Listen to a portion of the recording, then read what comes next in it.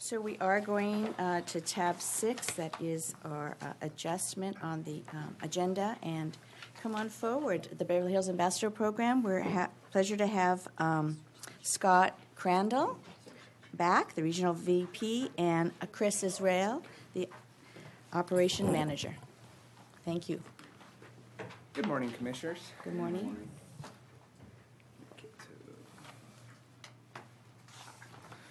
So I wanted to start off with some feedback I received, like I kind of start every month at this meeting. And so Jim received an email from a operations manager with the CVB, and here's what she wrote.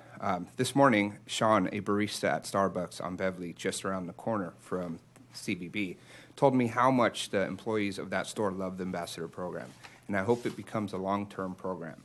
Sean said that the ambassadors compassionately and effectively deal with the homeless people who congregate in and around their store, which had been a huge ongoing problem for both the employees and the customers. Sean asked if I would pass their appreciation along to the person who runs the Ambassador Program, and I told him I'd be happy to. So Starbucks has had some ongoing issues where PD has had to respond to Starbucks as well as us. We've received several calls for service from Starbucks regarding some nuisance issues from the homeless as well as some panhandling. That there was a man who would go in there and just stare at their customers. It was very uncomfortable for the people in there, but necessarily wasn't doing anything wrong. So when law enforcement did show up, there's not much they can do except to ask them to leave.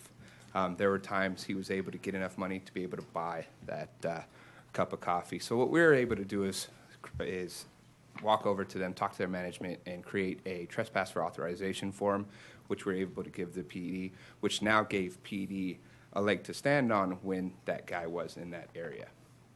So that problem is now not an issue, and he has moved on to other parts of the triangle and is slowly moving out. Unfortunately, he is mentally ill and does not want the services, but we have been working with the Department of Mental Health, who's been coming out here 2 to 3 times a week, and what they will do is give us a call, let us know there's certain priority targets that they're looking for. We will locate them, tail them, and then let them know where they are so they can make contact and do what they normally do. And what we're hoping is they can get them housed or do what they do best. And Jim can touch on how the mental health department works when they do come out. Is that South or North Beverly? That was on both Starbucks, actually. Oh. But the one that we did the authorization for trespass was the one on South Beverly. So here's the numbers for this month for March. What you will see that kind of should jump out at you is the 2 numbers that say 3,392 for the night patrol. That is not a typo. It's not a mistake. The numbers did add up to the same amount, but it was added up differently. So I just want to touch on that. So it is not a typo. It is different. There are variances in numbers and how it added up. You mean the subcategories? In the subcategories. Homeless outreach, we are seeing less homeless in the area, and we have 293. March, we did have rain. There weren't a lot of people in the parking structures, and the reason for that is because they understand that we are there consistently, and they aren't there. What we are hearing, but there's no way we can confirm that, is we've heard from the elevator people who are working on the elevators early in the morning that they're finding homeless at 4 or 5 in the morning in the elevator bays. Yeah. But we haven't confirmed that. We may put something together if we have the time to, where we can stagger some shifts to see what we're seeing between the hours of 3 to 6, as long as everybody's on board to do that. And then panhandling continues to go down. It is at 64. And let me go to the next slide. Is it this way or that way? That way. All right. So you see the downward trend where it's going down, down, down. The breakdown for passive and aggressive panhandling is almost even, and the numbers for that is going to be aggressive is 30 and passive is 34, and a total of 64 for the month. And it is going down. What we do see and what I do expect is for it to go up as the months get warmer. What we are seeing this month is we've had approximately 15 people we've never seen before come into the area to attempt to panhandle. We've made the contacts. We've done that outreach, and they're going back to the cities that they came from because of the attention that they are receiving. One of the biggest challenges that we're having at the moment are there's a few locals that don't want the services, aren't homeless, they're opportunists, and some of the reason that they are in the neighborhood is they're receiving their money, they're receiving their food, and one specific guy I'm referring to is a guy down on South Beverly named George Seville. Not only do the businesses that are nearby or a business cater to him, but all their customers cater to him too, so he doesn't want to leave. We're also we have a case pending because he assaulted one of our ambassadors also when we were doing the outreach. And so that's one of our biggest challenges. So I'm hoping we can maybe put some kind of a program together where we can educate the public on not giving and giving to an organization rather than the person, because he's there bothering other businesses, and what may not bother the business he's directly in front of, he's bothering other businesses down the street, but also goes to other homeless coming into the area that he knows, and he'll let them know and say, hey, come to the area, this is what I get on a daily basis. And it goes to, or I'm going to let Scott touch on this. Well, and I actually have a question about that. I know that particular business isn't interested or doesn't see the difficulty of having an aggressive panhandler out in front. And, unfortunately, we're not at liberty to talk about someone's criminal background. So we can talk about arrests because those are public. And for that particular individual, if you give him money, he is your best friend. If you don't, he'll be very nasty. And so it's unfortunate because that particular business, even when George isn't there, other people know, okay, I can panhandle there. So when he's not there, other folks will come and panhandle. And it's kind of like the broken window theory. If you don't keep things clean, all of a sudden every single window in the area is broken and there's all kinds of activity going on. Now, it's not that this particular individual needs help. We've offered him everything you can imagine, has his own home, doesn't need it, but he's being supported by a few patrons and supported by the restaurant. And it makes it very difficult for us to do our job. And, if it's someone that wanted help and needed help, we got it for him. But this individual doesn't want it. And so I wanted to ask Scott, you guys have been doing this, and have you had any thoughts or strategies about how we can address a business that doesn't see the issue and the problem they're causing? What's unique with South Beverly, there's not a BID, a business improvement district, like some of the other areas. And so there's not a group of businesses that are talking. And I just thought maybe you had some ideas. Well, I think you stole my thunder. Oh, sorry. Most of the organizations that we actually work with are business improvement districts, where you actually have a collection of businesses that get together and put together their bylaws, what it is that their intentions are, how they see their future. They put together their strategies, and there's kind of a concerted effort to reach these goals. We have had a conversation with the Rodeo Drive. They have a business association. And we actually are able to sit down with them and kind of explain what our program does, how we want to better the area, things that we're looking at, get feedback from them. What we haven't done is we haven't reached out to those businesses on South Beverly. Like you said, they are not in part of an association. And I think probably our next step is we are focusing on that individual in front of a business. But I think it affects not just the business that they're in front of, but the feeling within the neighboring businesses as well. I think it's important for us to do some outreach to those businesses, get a meeting together, so like we did with Rodeo Drive, and be able to explain what our services are, tell them what we've seen in their area, tell them the things that we're concentrating on, the successes we've had, how we can assist them, things that we look for from them, to information to provide to us, and get more of a buy-in of neighboring businesses who can then be looking across the street, 3 doors down, at something that they're saying, okay, we all got together and decided that this is the direction that we wanted to go, but it's not happening here, and maybe we can use them as a way to get in and talk to the businesses that are allowing it in front of their stores. Well, I think that's a good point. I don't know, maybe it's something our commission can help us with. I know something in my own neighborhood where I live. I have that there's a Ralph's where there are constantly panhandlers working you in the parking lot. And, you know, you can't park without people coming up to your car and just working you. And, you know, I don't know about you, but that's not very relaxing after work when I have 10 minutes. I don't want to be hassled. So what I do now, whenever I go to that Ralph's, I go, I wait to speak to the manager, and I speak to the manager, and I just tell them flat out that unless you secure and make this parking lot a safe place, I'm going to go to Trader Joe's, which is just 3 blocks away. You know, and I've done that 6 times, and now there's no panhandlers there, and I don't know. You know, there's always going to be new people, but you know, in that parking lot, that is private property, and I don't think businesses realize that they can tell someone this is private property, you can't be here. So maybe that's something that we could do with some of the businesses here that aren't I have working a and comment. cooperating. I personally reached out to the business owner that we're speaking of. He's a personal friend of mine, and this business owner in particular does not believe this panhandler to be a nuisance to his business, and has told me that, in fact, his customers love this George in particular, and that they do not intend to stop supporting George with whatever they're doing right now. So I think that's a great idea, a meeting amongst the business owners in the area. Perhaps he can be swayed. I did mention that there were certain arrest records that we are not privy to, and until he sees that in writing, in black and white, he does not believe it.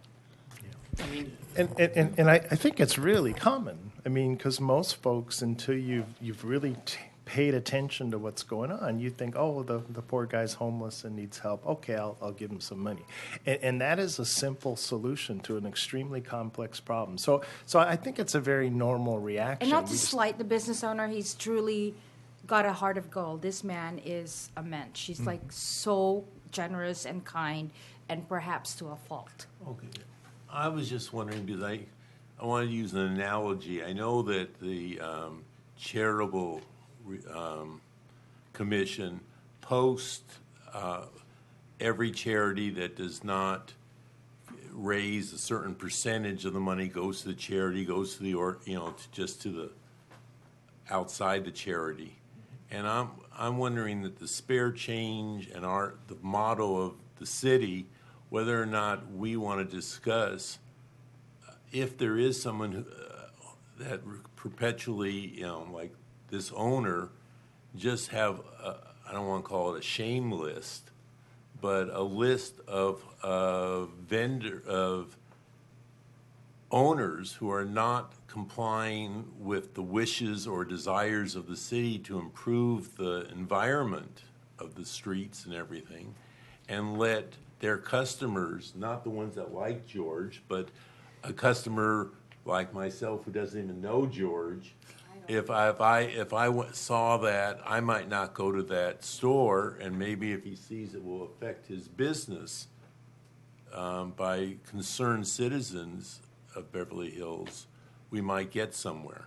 Well, I think that's a real interesting idea, because Starbucks was very much included in that club, and it took a long time, but now they're on board and they realize what's going on. Because what business owners don't see is they hear from their customers. They don't see the complaints to the police or human services and all the effort that we do to follow up when this person doesn't want help.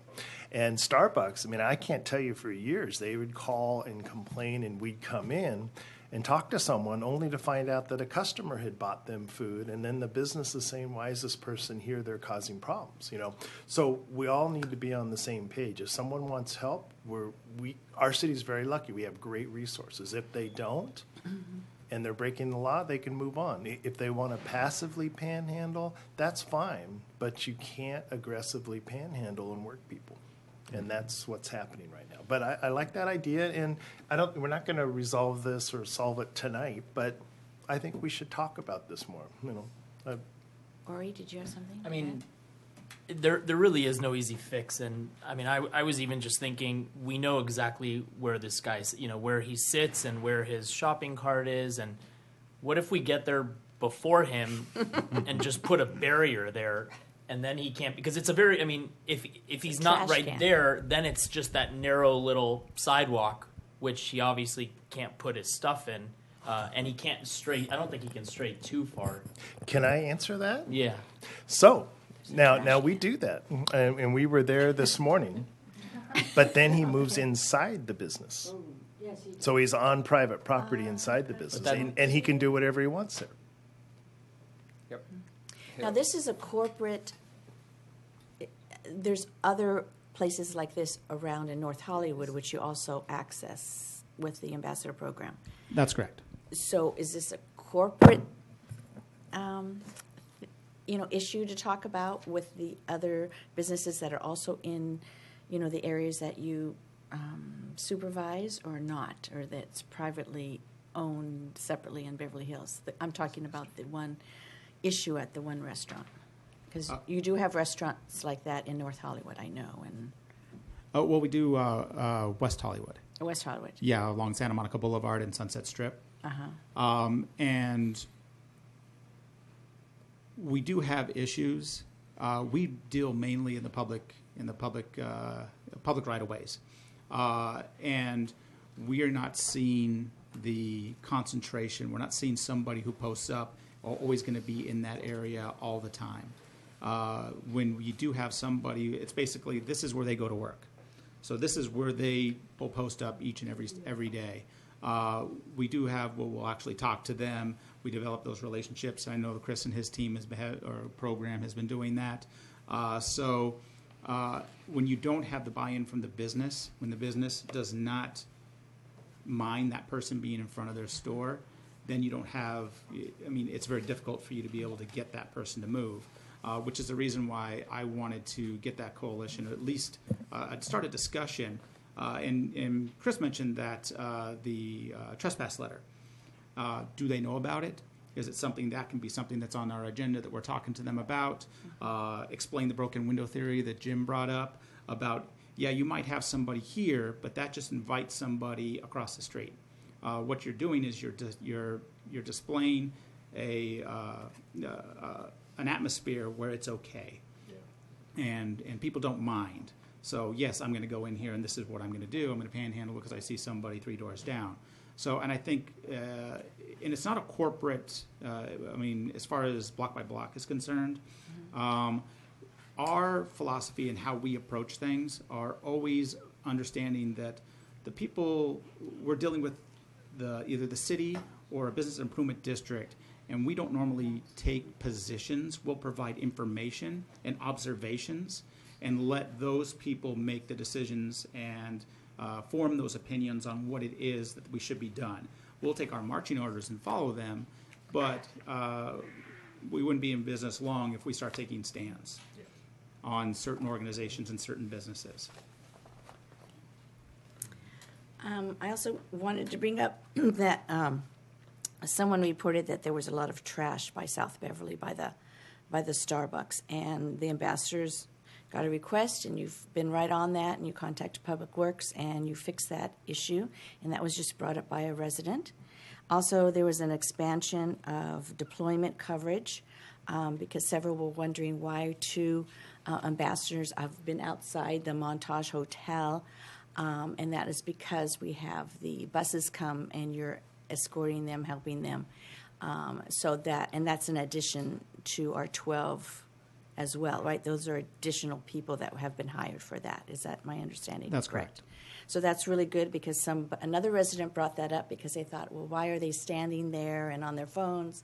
So we explained that's their communication. They're supposed to be doing that. That's the council's wishes of the extension of the program. So thank you for really being very active on those issues and helping with that. I had the opportunity to speak last night about homelessness at the Beverly Hills West Hollywood Democratic Club, And I can't tell you what a joy it was to hear that West Hollywood, not a joy, but that West Hollywood's homeless went from 42 to 88 people, and our homeless count went from 29 to 14 because of the ambassador team. So I just wanted to throw that kudos out, and it's really fantastic. Well, they're not as long as they're not all on Santa Monica Boulevard or Sunset. Well, I know you guys are deployed over there, but it's very different how things are set up. So it's The deployment is a lot different. It's Yeah. a lot larger area, and it's almost 2 miles of patrol area. This is very concentrated. It might, if you're driving around, it's probably 2.5 miles, but I can get anywhere within a couple of minutes by just cutting through the triangle. So yeah, it makes it a lot easier to respond to issues, as opposed to responding from one end to the other on a linear deployment area. Well, and I'm biased, but I think having you work directly with Human Services is a much easier process than if you were working with PD or what have you. So, we can, and that's we tailored our services for our population. There's a very different population over in West And the Hollywood. focus is different. Yeah. Okay. Any other questions? Yeah. How Okay. close are we to our 1-year mark? When is that? August. August. Well, July 1st, really. August is when We we start. got deployed and things were happening. But And have we started our final annual report and our wish list of what we want to see this program become after the 1-year mark regarding expansion and both in territory as well as people? Permanence. so Trial or. yeah, we're going to be presenting our budget, which includes this the ambassador program and a little extra money for by May 10th. And if there's a lot of questions and concerns, then we're going to do a very long report. If there's not a lot of questions and concerns, then we're Shut going up while we're ahead.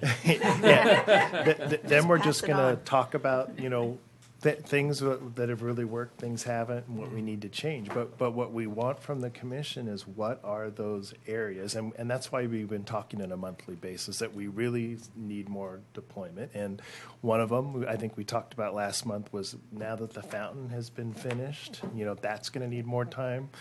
As people have left our parking lots, they're spending more time in Beverly Gardens Park. So I think that's important to have the deployment, and then any other issues. So that's what I'd like the commission working on, and I've heard positive things about the program, and I don't want to jinx this, but I think we're going to have the program for next year. Okay, but I guess my question following up is when is the commission, my ideas, Ori's ideas might differ as to the role, the amount of expansion, the areas to be covered.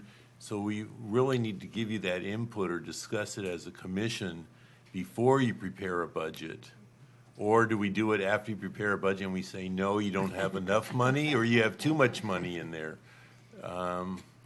Well, we prepared the budget months ago just because we're ahead on things. So it's the hope of getting the program continued and then the focus part. So what I need from the commission is agreement on what areas need to be covered, and then as far as how much that will cost, we will bring that at a council meeting, and I hope we'll have your support at the council meeting. And then one more question. Can you go back to the chart on panhandling versus aggressive? On the aggressive panhandling, do we have a figure on how many of those aggressive panhandling led to police contacts?